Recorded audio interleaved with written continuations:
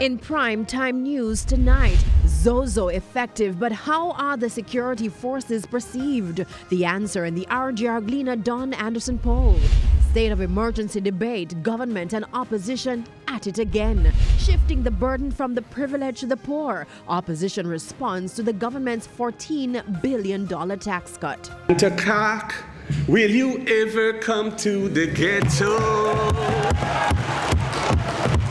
Santa Clark, do you ever wonder why we suffer so?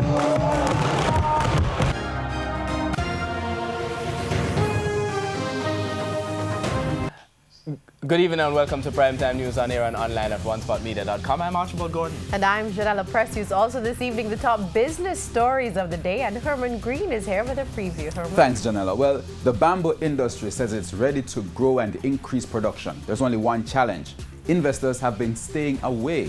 Well, they're pleading their case this evening on the business day. And from Herman, we go to Spencer Darlington. What's happening today in sports? Thank you very much, Archie. Well, there has been a lingering contractual issue between the Reggae Girls coaches and the JFF. Guess what? The coaches now have the contracts in hand, so it's up to them to agree to the terms and conditions and put pen to paper. We'll give you some more info later.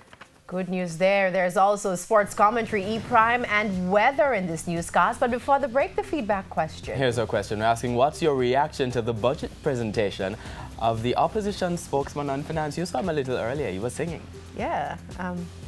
You can share comments online, facebook.com/televisionjamaica and tweet @televisionjam.